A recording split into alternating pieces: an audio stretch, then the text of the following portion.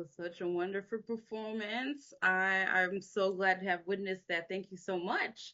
All right, so our next panel, I'm so excited to see y'all. So our next panel is a conversation between four incredible community members who will be discussing Black disabled family.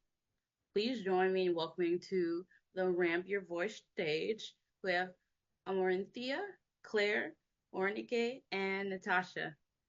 Welcome everybody. Hey. Hi. Hello. Hi, Hey. everyone. How are you? I'm doing well. How are you all doing? Pretty good. Very excited. Very glad to be here. Absolutely.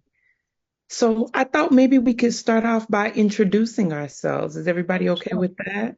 Kind of Yeah, a sure. brief introduction. Yeah, sure. So I'll start. Hello, you handsome and gorgeous lot. I am Natasha Nelson, also known as Supernova Mama. I am a high yellow Black woman with red locks, with a cream dress on, and a matching necklace that matches my hair. And I am known as Supernova Mama. I am a certified positive discipline educator, a HOPE, which is healthy outcomes and positive outcomes for families educator, and a Georgia Lind graduate. So excited about that. And I meet this intersection of trying to make conscious parenting and positive discipline accessible and relatable to Black mentally ill families or facing mental illness and families that are neurodivergent.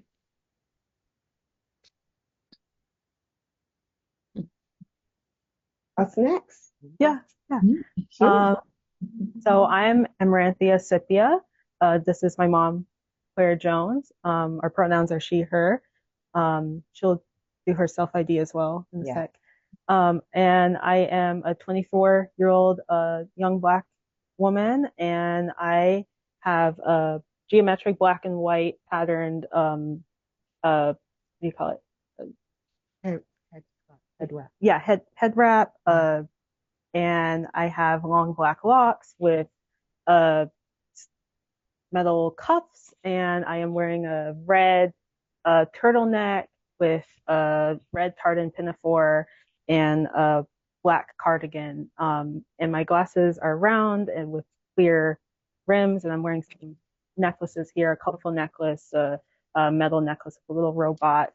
Behind us is we're on a couch, and you'll see some African print fabric, big Japanese fan, some Japanese prints, and some fake sunflowers behind us. So, I am Claire Jones. I am a 61-year-old Black woman, and the accent you hear is from Barbados. I am wearing a red head wrap, red glasses, large glasses, dangling bronze earrings. I'm wearing an African print kimono, and it's red, black. The design is red, black, and white, and African beaded necklace with the same colors as the kimono, and I'm wearing a black dress underneath. Nice to be here. yeah, and so we are Sister Creatives Rising. We're a mother-daughter duo creating access for artists. We help marginalized women and marginalized genders in the arts gain accessibility and visibility, help them with their personal healing. And so with this platform, we create a virtual art show called Art in Mind. We've done two so far. Our last one was last year. And we use this platform to showcase virtual films that are disability accessible, showing these stories, encouraging these artists to share their stories and uplift others. We fund these artists, and we also fundraise for our new project called the Sisters Uprising Fund. And so we give these micro grants to these artists, and we're about to select our finalists for the first time. And we are distributing 8 $200 micro grants. So we're doing a lot to create this representation that we never really saw when we were growing up and when I was growing up. So we're very excited to be here. Hey y'all. Last but not least, my name is Morenike Giwa Onaru, or Morenike is probably what I'll just go by here. My pronouns are she, her, hers, and they, them, theirs, and or. And I am grateful to be here with my awesome panelists and with you all at just this conference. I'm just so happy that this Ramp Your Voice conference exists. I am a dark-skinned, non-binary woman. I am wearing a micro-braided wig because I have alopecia, but prior to that, I had locks too. So I'm feeling y'all can get hairstyles, yeah. I am my lighting is kind of weird because I'm using this new camera app thing that I have, but I'm wearing a multicolored African dress, so it's got burgundy, gold, and multiple patterns on it. I have a couple of streaming devices. Whoa, I just knocked my earpiece off. Give me a second. I have earbuds on and a couple of streaming devices on my wrist and in my hands. And I'm the virtual background that's hiding my unmade bed behind me is a somebody's very pretty kitchen with some artwork on the wall with a kind of like a beige and gray motif. And I am, like my sisters just shared, I am a Black disability activist. I consider myself a transdisciplinary activist because my work kind of spans a lot of different areas. I do a lot of work in the HIV clinical research advocacy, a lot of things with neurodivergent. I've been recently doing some narrative work regarding the different autoimmune conditions and chronic illnesses that I have as well. And so I try to really, my passion is trying to take the concept of disability justice and apply it in a practical manner. So whether it's, I do a lot of, discriminatory research work. I try to do like digital humanities and, also like guidance. I have a small nonprofit called Advocacy Without Borders. But I also work as an independent consultant on various different like university and community projects. And I'm a mom of six, and they're all disabled too. And happy to be here. I'm of Europe, Pablo-Verdiano descent, but I was raised in the U.S. and I live in the South, so you'll probably hear a little twang when I talk. But thank you. Yay. Outstanding. So I guess we can go into some of the questions that we created. So the first question was created by, I believe it was created by Miss Jones, if I'm not mistaken, and we got that email from.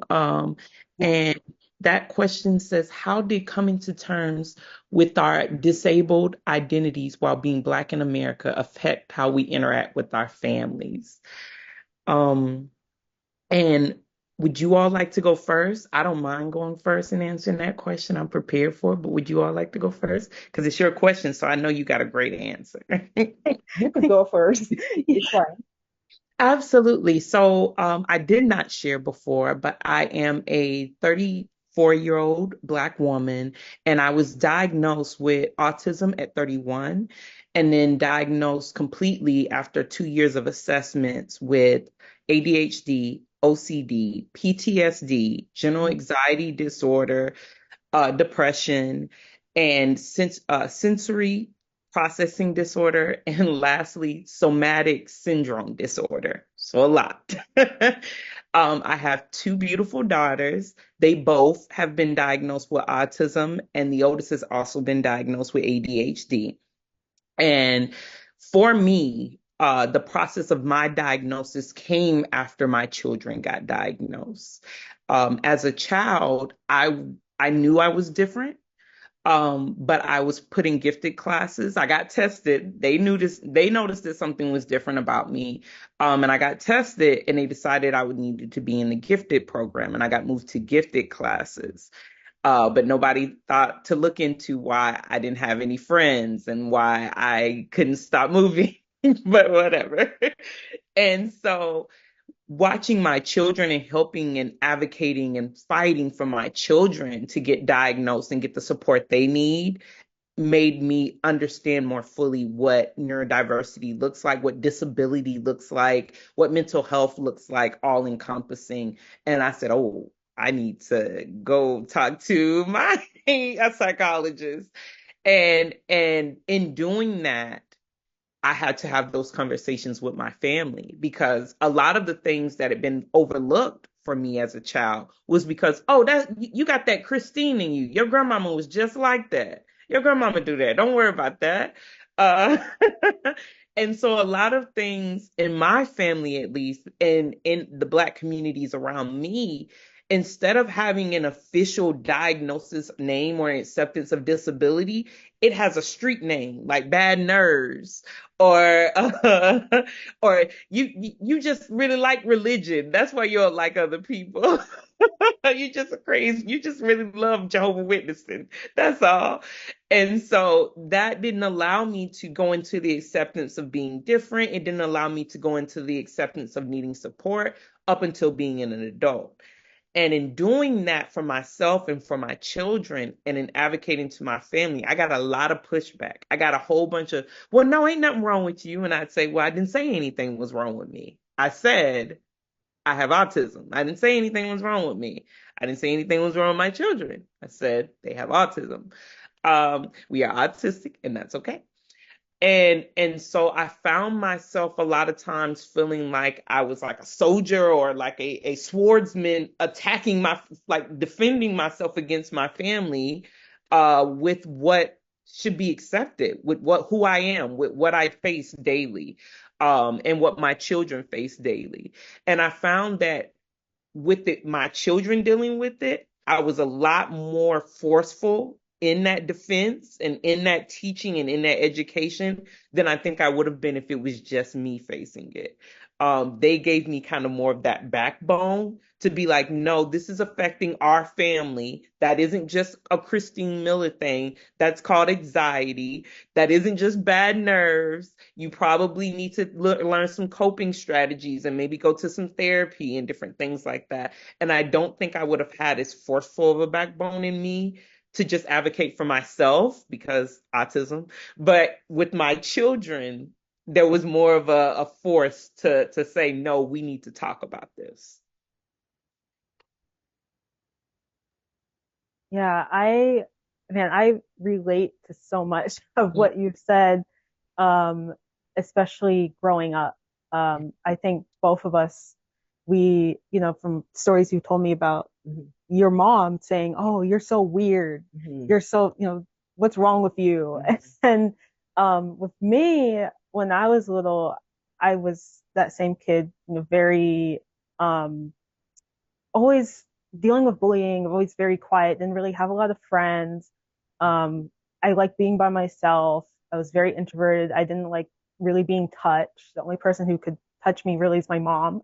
um, and I was navigating this identity from so long. And now as I came into my being a teenager and I faced bullying and I had to be homeschooled online eventually because of through a virtual charter school. We live in New Hampshire, so um, the racism here was so bad and has continued to be very bad.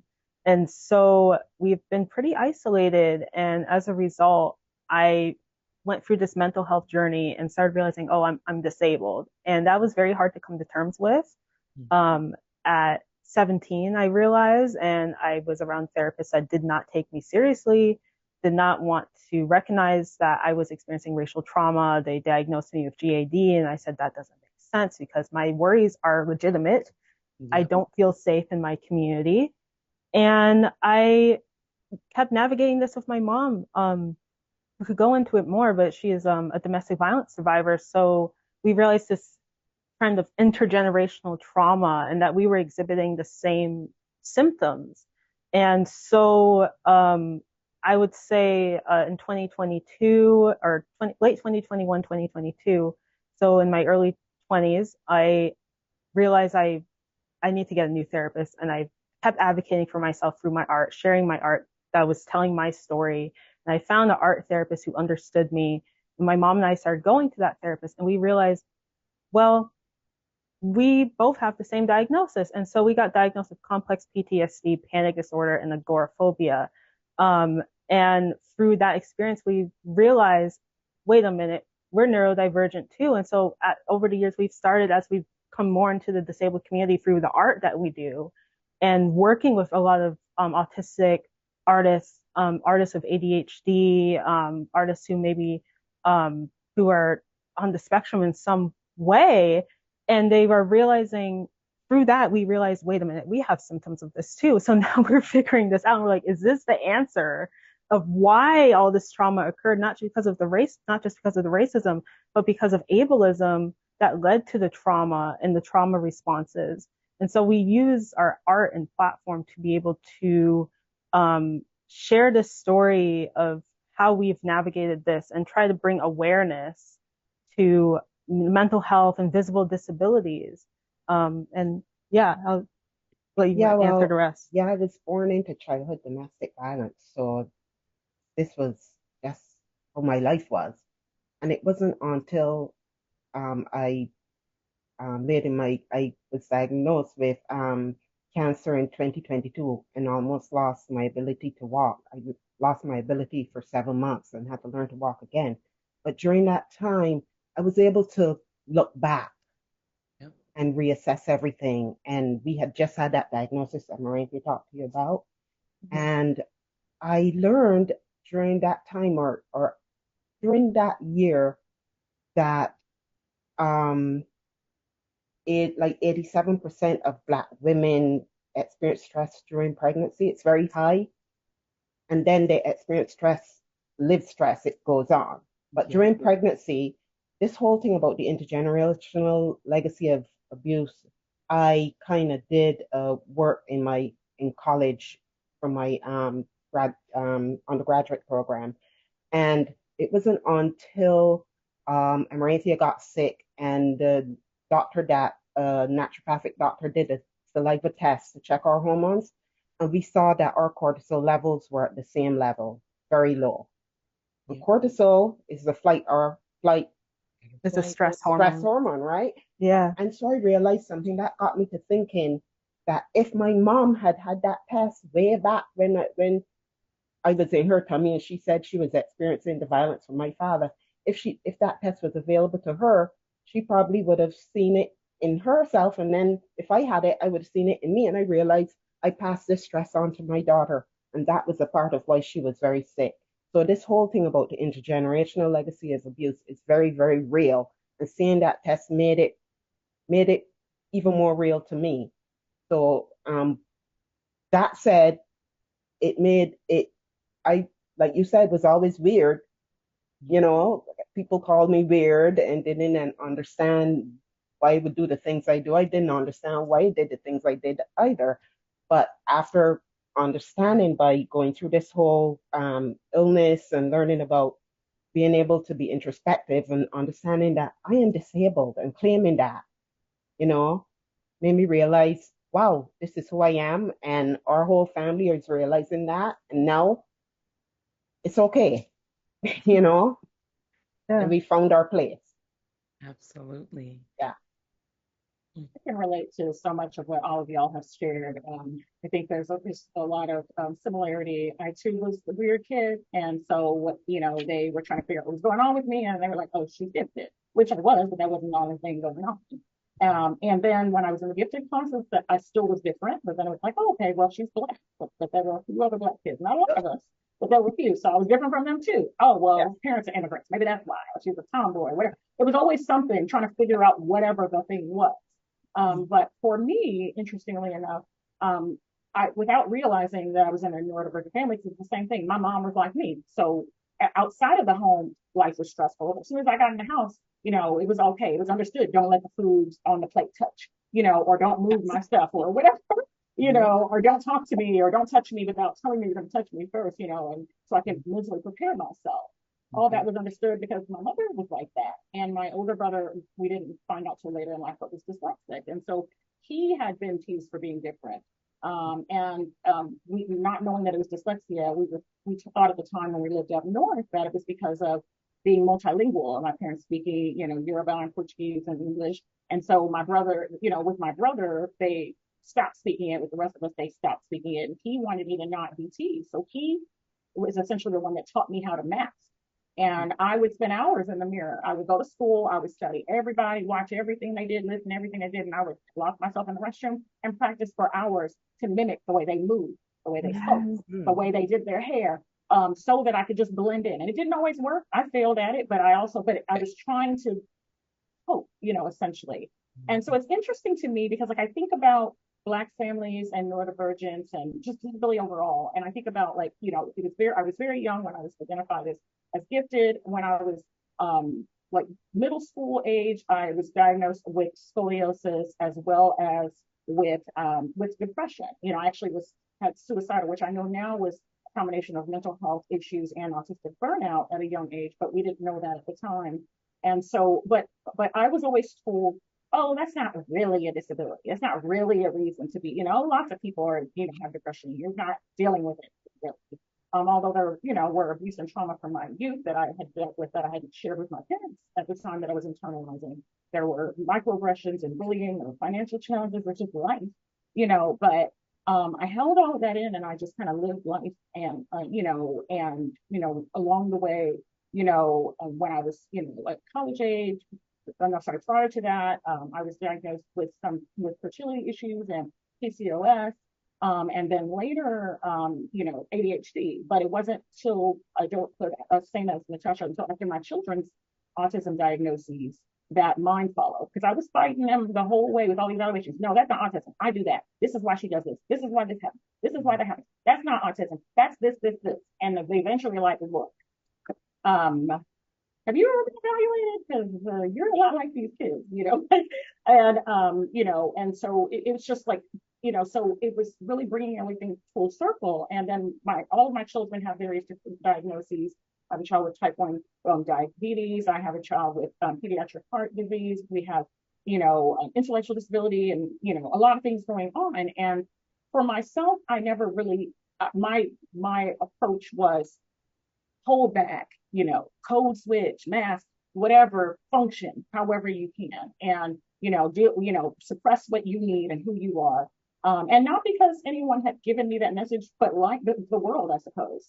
But the mama bear in me came out when I had kids, and I didn't want them to ever feeling the way that I did about myself because I hated myself, despised myself. I put forth this image to the world that I had it all together. I was confident. I was smart. I was this, but I was a mess, and I was not going to pass that mess on to my babies. I saw how toxic it was for me. So I had to teach or unlearn so much stuff about myself because how was I going to authentically teach them to be proud of their Black disability identity and live something completely contradictory to that? So I had to do a lot of unlearning and learning. And in doing so, I just kind of fell into advocacy simply because I didn't see a lot of us there. And so I was like, well, I'm going to say something, to somebody, and interestingly enough, as I became more comfortable and, with neurodivergence, I started then, chronic illnesses started to occur. So I have multiple autoimmune conditions. I have, alopecia, I have Sjogren's, I have rheumatoid arthritis, all of these things. And so I found how interesting it is that in our communities, this type of disability may or may not be okay, but this type is not. People might be okay with the fact that you need captioning or you need things, communicated in an unambiguous way, it's more concrete, but ask to reschedule a meeting because you're having a pain flare up and you can't get out of bed and folks think you're just lazy and don't have your stuff together, so it's just, I think that the narrative in our families, our communities of having to be resilient, whether you want to or not, having to make it happen, whether you want to or not, sometimes can work against us with other people because I think they also perceive us that way. So it's like we might be reflecting that intentionally or unintentionally, and then people are also expecting that of us. And so, like, what I try to do in my family is I have a lot of, oh, well, I even remember somebody when I was a kid going to, reading something from an herbalist that I was supposed to put on my head and drink, and stuff like that, to fix me. But, I told it's the same thing. There's nothing wrong. It's just this what it is. It's not ignore it. It's not pretend, oh, no, you don't have that. Or she doesn't have that. He doesn't have, yes, we do. It's all right, though. You know what I mean? We're going to be okay. There's positive things about it, neutral things about it, negative things about it. But kind of really just, my family knows me. I'm so open and I'm so real with them. My kids know if I don't know something, I am quick to say I don't know. I'm not going to act like someone just because they're adult. The adult is the yes. And they can ask me questions and they can figure things out, and we kind of do things a little bit differently. Some of that was hard for me because growing up in a Black home, especially an African home, your child answering you in a way that sounds like talking back, even though I did it all the time. You have to remember, you have to stop for a second and realize that's not disrespect, that's just them communicating, or them, like, so some of the things that we might have been conditioned to consider respect or survival skills or whatever are things that you have to kind of push by the wayside and find a new way while still being you. Mm-hmm. Yes. Absolutely. Ooh, such a Yeah. such a good point. Such great points from both of you, from all of you. Thank you And so you too. much. Our next question says, how do the intersections of race, disability, and family dynamics uniquely impact Black disabled families compared to other groups? And I know I introduced this question because it's a question that is near and dear to my heart, because I always felt like there was an extra baggage on my back, because I'm not just Black, I'm woman. I'm not just woman, I'm disabled. I'm not just disabled, I'm it's like an extra bad piece of baggage. And with that baggage comes a whole nother path that you have to take for healthcare, a whole nother path that you have to take to build community, a whole nother path that you have to take to get respect in a different place, is what I always felt. It's kind of goes to what Marinike said. I was a masker. I even had this little saying I used to say. I used to say, you do what you have to do now so that when you can do what you want to do, you will be able to. And I remember my therapist saying, when is that going to be? Because you still doing what you have to do. And I was like, I don't know. But you do what you have to do because that's how you make it in life. Um, and so I would just continually try to find a new way to navigate being Black and being woman and still thriving, because you're supposed to Black excellence and you got to be great. And so you need to do this and you need to do that. And even when I found out I was disabled and I started joining the disability support groups and the advocacy groups and the different things, I realized very quickly that there was a difference in advocacy, in the groups, in the chats between the white people who identify as disabled and the Black or people of color who identify as disabled. Even when you get in, when I try to support queer families, it's the same issue. You're having issues of families wanting support for conscious parenting in the queer community, but not having anyone who understands the certain issues that they need to navigate with their children, the conversations, the issues at school, the different things. So every time you're in any type of oppressed type representative group, there's extra baggage. So I guess my question to you all is, how do you feel that comes into play with our two pieces of baggage of being Black and disabled? How does that differ from other groups who are disabled and how we deal with those intersections? Well, I'll go. I find I've traveled all my life with that baggage you talk about first. Domestic violent background, Black Caribbean woman, Black Buddhist woman, Black immigrant, Black artists, Black marginalized artists who nobody wants to support, and on and on and on. So um, and then having your family not understanding you at all, and finally having to let go of them and saying, okay, I'm gonna have to do this on my own, and creating, having to create my own family, my own space, and you know, always just fighting for that one little piece of ground in a turbulent ocean, always struggling. And it's just a very difficult place to be. And until I um, landed in that bed where I had to deal with cancer and everything and learn to walk again, I had to realize, wow, I have to do it here. I have to come to terms with all of it, and I have to embrace all of it, and I have to reclaim all of it. you Yeah. know? And so Yeah. when I did that, I mean, I always say this is a radical thing that and people would think it's radical, but I always say that cancer was a gift to me because it was like this little gift I got, which was very uh, it was wrapped, but and it was not such a good colorful wrapping. But what it did, I unwrapped it, and wow, there I was, Right. this beautiful being that was in there all this time. But I didn't think that I had that within me, and so now that I realize that I have all these disabilities and stuff, it makes sense having understanding that I have the Oh, the neuro. agoraphobia, Mhm. and I had that all my life. But agoraphobia means like you have difficulty in open spaces and going out and stuff like that. But I traveled, I've gone everywhere, but I didn't realize I was masking. People thought I was okay, but I wasn't. And I had this thing all my life that I really wanted to be home all the time, but I didn't have a home. I came from a broken home. So I had to search for a home. And, I was always with a suitcase, living somewhere else in a room or, so how do you function with that?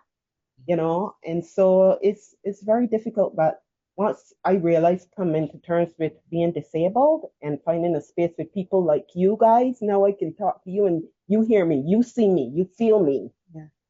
And now, it's okay. And I'm having this incredible feeling of peace nowadays, Yeah. Yeah. you Yeah. know? I feel that piece too. I think navigating disability and now we've been having so many conversations of just looking back, like, okay, this makes sense why we've had so many issues with like we were masking so much. And I felt that I couldn't understand why I couldn't people would talk to me and I feel like I'm having a great conversation, but maybe a neurotypical person is like clocks me as neurodivergent and they're like I don't want to talk to you like they act weird around me. And then once the pandemic happened and I started interacting with people who are mentally ill and or neurodivergent, or both, and having these conversations with people, artists who are doing the kind of same kind of creative work, like, oh, this is actually a normal thing, but it's a normal thing for us. I always felt like there's something wrong with me. I'm lazy. I'm not smart enough. And I would have good grades, but I would have to fight constantly for accessibility. And I didn't understand why did I need a 504 plan? Why did I need to constantly ask my teachers like, is it okay for me to do this during class or do this during class so I can concentrate better or, get extra time to study or extra time to work on the test. And so it's just constant fighting. And I feel, as my mom said, we've been estranged from family. It's just me and my mom and my dad. And we'll have to wrap up soon. So I know. this It's a good conversation. I don't know. But yeah, I'll just wrap it up quick that we as we've come to terms with being a Black disabled family, the three of us, I realized that this is why we had to separate from family. This is why we wouldn't be understood by the Black community who are neurotypical. I couldn't be understood by white people. I couldn't be understood by non Black people. And so now I feel like I found my peeps, right? I'm like, oh, okay, now it makes sense. Absolutely. I know we're nearly out of time, so I'm going to just kind of try to answer this kind of quickly, and then maybe we can kind of share anything we wanted to wrap up with or anything. And but I just wanted to thank you all for your candor because, like, I think our families, things are different. So certain things are not picked up on, certain things are heightened, by the world. So our stimming might be culturally appropriated, like for me, having the little beads on my plaits growing up was a perfect stem for me to turn my head back and forth, little dances, little movements, humming, all that kind of stuff that, those weren't what they had on the DSM-4 when and so no wonder I wasn't diagnosed. I didn't care about trains and lampposts, you know what I mean? So, and so, but I just think about a lot of things like, I think about when my children were getting early intervention services and they come to your home Well, I felt like there's no way my home could be unclean. I had to clean the house. There's no way my child, doesn't feel like they're tenderheaded, doesn't want their hair combed, but I got to do something because are they going to call CPS because, they're going to perceive this, you can't be disabled because they're seeing the blacks first. You know what I mean? But then when you're in disabled circles, people want to know why the race issue is important, which is ridiculous. I'm like, how is it not? I can't separate them. They're together. This is all, like, oh, we just want to talk about this. Why are you going to talk about this? I'm thinking, well, maybe because my life and that of my family and my community between them, Yes. and so I just think that our families, tend to have to be very resourceful, very determined. We have to be creative. We got to figure things out, figure out how to get things done. But I think we also need to allow ourselves, some vulnerability, because I think that sometimes having to try to have it all together so that you can access care or be taken seriously, or so that you can, navigate these different spaces, having to play these different roles, it eats away at your soul. And for me, like you all mentioned about being free, embracing my identity as a Black disabled person, that was one of the most healing, Yeah. like fulfilling things that I am.